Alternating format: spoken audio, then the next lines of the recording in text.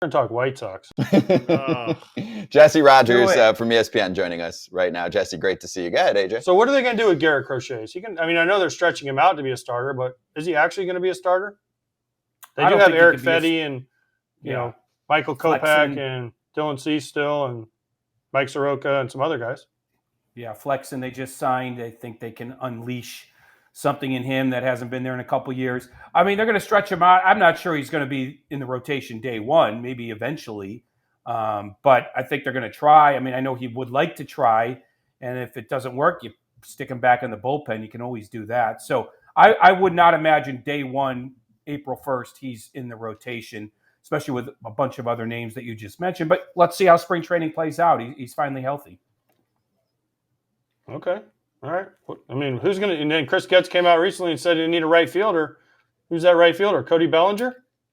No, I don't think so. I mean, Getz did a Zoom yesterday. And I got to say this. During the last regime, last season, all the crap that went down, the way I described the White Sox was they were operating at like 70% capacity. And maybe that was being kind. They just were not an organization that was operating at full capacity. I will say under Getz so far, I think that number is going up.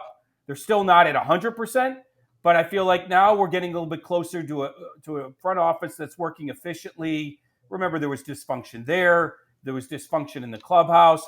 Now, I'm not saying I love their offseason so far, and I'm not saying they're ready to go out and spend on Cody Bellinger, but at least things are feeling a little bit more normal, and I have been impressed by Getz and the people that he has hired. But I don't think Jerry Reinsdorf is ready to open up his wallet for Cody Bellinger or anybody else like that. It's been a lot of movement on the margins so far.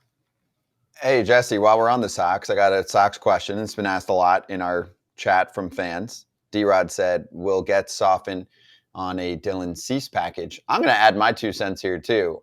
I don't think they should soften that much. Obviously, I don't know the exact names that are being talked about on a team-by-team basis, but I can tell you this. With the way that it costs to acquire a starter from the free agent market, if you can get a guy who has the upside of a number one starter for $25 million over 2 years, you better freaking give me 2 or 3 top-end prospects for him, no? Yeah, and that's why Chris Getz is waiting. He's waiting for the dust to settle on Jordan Montgomery, on Blake Snell. And then, look, it's a game of musical chairs. And if there's a team left without one, maybe they do meet what Getz is asking for. It's basically 2 top-end prospects and some fill-ins. I think they've been offered 1 and some fill-ins. That's the best way it's been described to me. The Yankees remain interested, but I'm not sure they have enough to do it after their trade for Soto. The Orioles seem like the best match. They're the only team that really, not the only team, but they're one contender that hasn't improved in the rotation, brought in a veteran, gotten deeper, and they certainly have the farm system to do it. No, they're not going to get Jackson Holiday, but there's guys below him that I think are tradable. But I think Getz is going to wait as long as he can. 2 years left of team control. He could always do it in July. But the other part of this is there's no way he's re-signing with the White Sox. So other teams know that eventually he's going to move Cease and that asking price will come down. So it's that game that you play, that cat and mouse game. But I think you're right. Getz is going to wait as long as he can and get as much as he can. Okay. Now that we've talked about the cool team in Chicago, now let's go to the other team in Chicago. Okay. I mean, we have to do this. I know they made their big signing of the offseason. What do you think of Imanaga? Well, yeah, no kidding. Finally, Jed Hoyer. You said Jerry Reinsdorf won't get off his wall. They spent more than the Cubby Bears have. What's this weekend? What's this weekend? Cubby Fest. You can't go unsigned with anyone for Cubbies Fest. Jesse will be there. Don't worry. Jesse will be there with Ryan Dempster asking questions. Oh, why are you guys my favorite team? Stop. So where does Imanaga fit? And is this enough to appease those fans? Yeah. No, definitely not enough. I mean, they're now just working to get back to being an 83-win team. Okay, maybe a few more because Craig Counsell gets you a few more. But he was needed. They were short. He's a pretty good pitcher, but not one of the best. Second or third, number 2, number 3 kind of guy, 30 years old. Not sure that the bidding war for him maybe materialized the way everyone thought it would. So it's not like they're getting Yamamoto, 1 and or instead of a 1, it's a 1A. It's more like a 2 or a 3. So it doesn't really push them over the top of anything. They still have all sorts of offensive holes. I mean, first base, third base, a little unclear in center field as their top prospect wasn't looking as ready as maybe we would have thought late in the year last year. So, I mean, you have 2 corner infield holes. Those are power positions this team needs. So just even re-signing Bellinger kind of gets them back into the mid-80s. So this is just one part of it, adding Shota Imanaga. The back end of their rotations unproven, though they were decent last year. The good news is the Cubs do have a farm system that is producing or should be producing, but isn't quite there yet. And I think that's why you're seeing this sort of in-between offseason, because they're not ready to promote their top prospects and see exactly what they are. So, AJ, I think there's going to be some disappointment, some anger this weekend at the Cubby convention. Imanaga helps, but he's not the answer to everything that ails the Cubs right now. I love to see it. I mean, that's too bad. I mean, wait, what am I supposed to say? Well, where are they at for you? We were asking a lot of people in our chat, like, where do you put the Cubs in the division right now? And I mean, obviously, yeah, it'd be nice for them to make another move or two. I think they're going to. So I guess, where do you have them now? And if they make 1 or 2 of those moves that you mentioned, could they be a division winner contender? I mean, if they re-sign Bellinger and sign Hoskins, now your offense starts to look pretty good, especially if Morel takes another step. But those are 2 big ifs, both Boras clients. That's something we could talk about in a moment. They're about where they were last year, low 80s. I think the Reds, if you can project a little bit, might be the class of the division, especially if their young pitching stays healthy. I don't know what Milwaukee's going to be under Pat Murphy, but they haven't ripped apart that team just yet. I thought Burns might be traded, but that hasn't happened. Yelich is still there, so we'll see. They're the reigning champ. Looks like St. Louis will be better. I'm not sure that those veteran pitchers they signed are going to put them over the top. So it is kind of the same as it's been the last couple of years. A weird division, not a 100-win team in there necessarily, but I don't make the Cubs the favorites today. I'd probably make the Reds the favorites. So, yeah, I think they're a low 80, mid-80 win team, especially if you add a little bit with Counsell there, because, we know he can get the best out of the least. And so if they get to 85, I think that's good. But you want to think about 90 if you're the Chicago Cubs and the big market team that they've been in the past. Explain to me your Scott Boras comment. I want to hear, because I mentioned it yesterday. The Nationals at one point were a team that were, hey, if there was a Scott Boras client, Boras was going to go right to ownership and get this contract done. Do we have that in Chicago? Because we don't in the North Side. Absolutely not. Neither team has done well with Boras over the years. Now, they signed Bellinger last year. That was a 1-year deal, okay? But that's not what we're talking about here. It has been a long, long time since the Cubs signed a Boras client to a big multi-year deal. And if you think about it, they drafted Chris Bryant. He wins an MVP. They don't sign him up. They traded for Jake Arrieta. He wins a Cy Young. They don't sign him up. There is not that kind of relationship where Scott can pick up the phone to owner Tom Ricketts and get a deal done. And you're right. We see Boras clients congregate. Washington. The most recent example is now Texas. And with Simeon and Seager. Then Jordan Montgomery shows up. Then Max Scherzer shows up. That is not happening in Chicago. But sort of the impasse here is there's a match, right? Bellinger did have a good year. The Cubs need him. There's a match at first with Rhys Hoskins. They don't have a first baseman. There's a match at third with Matt Chapman. I mean, we could keep going through these names. So it does feel like a little bit of, I don't know how else to say it, a game of chicken going on between Boras and the Cubs. Like, who's going to blink? Who's going to give in? At some point, the Cubs are going to sign a Boras client. I just don't know when that will be. And you know how Scott works. His clients are interconnected, as we just said. Washington, Texas. At different points, it's been the Yankees or the Mets. So if you want to play ball with Pete Alonso next year, you might need to play ball a little bit this year. So I find this all very fascinating. I think you guys probably do too. Maybe it's a little inside baseball, but it's not like Scott has a lot of the big markets available to him right now. He already sent Juan Soto to New York. I don't think Boston or the Mets or the Yankees are interested in a lot of the clients right now. And the Cubs match up. I just don't know if the relationship will get them to the finish line on some of these guys. Okay, Jesse, you named 3 of the big fits for the Cubs. Hoskins, Chapman, Bellinger. rank them in order of fit. Bellinger's easily number one, right? But then would it be Chapman over Hoskins, Hoskins over Chapman? Because those are really the three guys. When you look at the Cubs, and we talked about it earlier, even after the Imanaga, for me, they need bats. They don't have the bats in the middle of the lineup to compete. They need to add at least one, if not two, impact bats in their lineup. So rank them for me. Is it Bellinger's clearly one? He's been there. They know him. And then would it be Chapman and then Hoskins?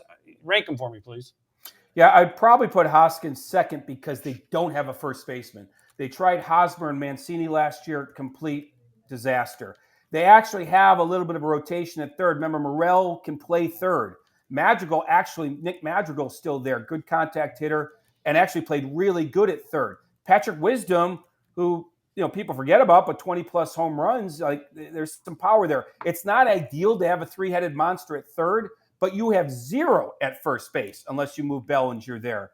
To your first point, though, Bellinger is easily the most important because he's left-handed, and obviously all the other tools. But as you guys know, talking to me, I'm obsessed with left-handed slug. If you don't have it, you're not winning. That's why the Yankees were desperate, and they do get Soto. You heard about the Blue Jays' pursuit of Ohtani, partly for that reason. And I think the Blue Jays should still go after Cody Bellinger. The Blue Jays are 1-out in the playoffs because they're two right-handed. The White Sox in recent, that year against Houston in 21, 1-out in the playoffs because they were two right-handed. The Yankees, two right-handed. The Cubs will be two right-handed if Bellinger walks and they don't replace him. So he is by far number one. And they could move him to first because their top prospect, Pete Crow Armstrong, is a center fielder. So, yeah, center field, first base, then third. Bellinger, Hoskins, Chapman, and I think that's most important. And I could definitely see if one comes, more than one comes. I mean, that's Yeah. That's a pretty solid offseason. Then you're feeling much better about things now. Yeah, then Cubby you get two of those guys? Then Cubby Fest is a whole lot more jovial. Well, I don't think they're getting it done in time. I mean, you got, 3 days to go? So, Jesse, ask Ricketts when you see him this weekend. When you're the first question up when Ricketts takes questions. Ask him, why aren't you spending money? And then give us the answer. Oh, yeah, I'll definitely ask him. Here's the irony, or not the irony. Here's the weird part. So, AJ, you'll like this. Many years during Cubby Fest, ownership would have a panel, and fans would be able to ask questions. The last couple years, they have not had that ownership panel. So he can avoid the fans, but I do think he'll have to meet the media at some point. And if not him, it's a question to Jed Hoyer. Now, their answer might be the offseason's not over. But I also do believe they're not ready to push their chips all in. Like, they were out on Ohtani. They were out on Yamamoto. I will tell you, and here's a good debate for your show. Like, if everybody on the block is buying an expensive and overpriced car, should you do it? Maybe not, but you're not necessarily in competition with everybody on the block. You might be, but you know what I mean. The Cubs don't have the appetite for 10-year deals, pay a guy until he's 40 years old. They just don't. And there's probably other teams that don't, but still sign them up, whether it be Bogarts or Turner or Harper or whoever, Ohtani, but they do it. So here's the question. If everyone else is doing it and you don't believe in it, should you still do it so you can bring some stars in? Or should you stay with what you believe in and build a team a different way and hope that it's sustainable because you've created flexibility? I think it's a fascinating question because I know the Cubs are in that camp. They don't want to sign guys to 10, 12-year deals and pay them when they're 40 years old. Yeah, but hope is not what we're in for. We're not hoping to fill the seats in Wrigley. Like, you're wanting to win, and you're not talking about like a nice new car.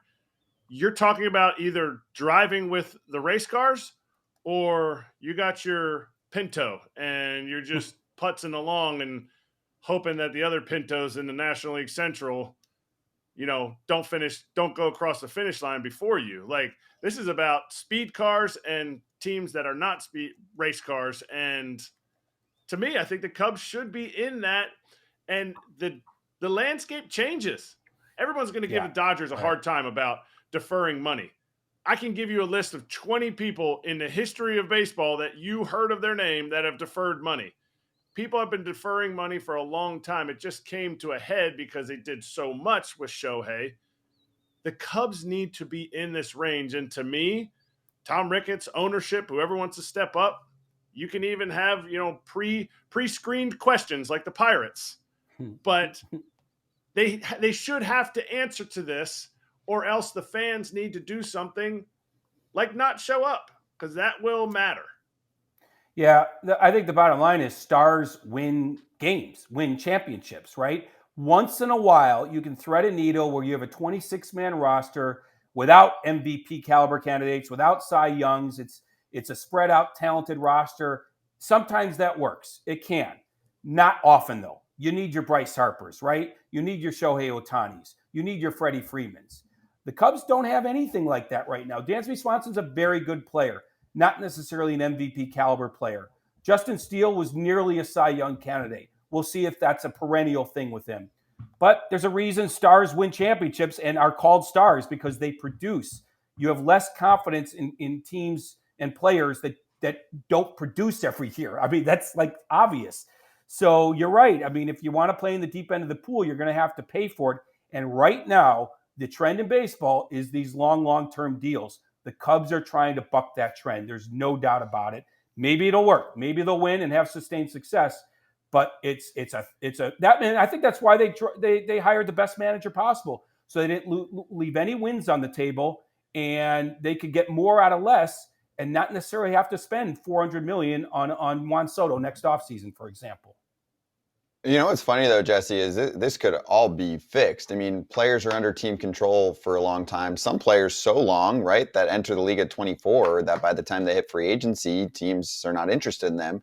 That jacks up the price of a player that hits free agency when he's at a younger age. Now, that's not the case with everyone, but the other part of this is because there's a luxury tax, right, which some teams use as a salary cap, and regardless of where you're at, it punishes you. Even if you're the Mets, they lost 10 picks in the draft just based on the luxury tax number that they hit, right? So Bryce Harper, to me, was a brilliant contract because, sure, I don't think they're expecting him to be as good at 39 as he is when he's 29, but they spread the money out, and he's a mid-20s mil a year player. That's what a lot of these deals are, right? Last offseason, there was a run of that.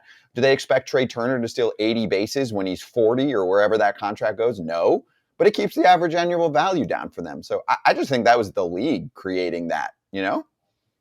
Yeah, and I think that there are some owners that just don't care, even if the contract is horrendous at the end. If John Middleton wins a couple World Series or gets to a couple more, I think he'll say it's money well spent. I'm not sure that Cubs ownership feels the same way. I think obviously Peter Seidler felt that way, the way he ran the Padres before he passed. So, and Steve Cohen certainly is probably willing to run this team that way. So there are some that are willing to. And some in big markets that won't. I'm not, if you know it's a bad contract, can you be, criticized for not signing it? I don't know.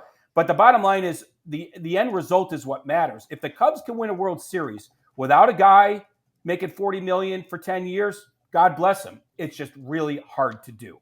Yeah, but that's where they're missing the boat, because the thing is, who cares what Harper or Turner look like at that age? I think what we're looking at is Harper's worth 50 a season right now. So if he's getting 26 a year and you're getting an extra few years, to me, the math is the same, right? The math is actually better because you're saving the team money on the short term, but also you're saving the team on a luxury tax where they'd have to pay more to owners that pocket it at the bottom of the league, right? And here's the other part of it. The bottom seed, the last seed, you guys know this, in the National League has made the World Series the last 4 full seasons, 19, 21, 22, 23. So if you're a National League owner, you're thinking, well, just get in, anything can happen. And there's some truth to that.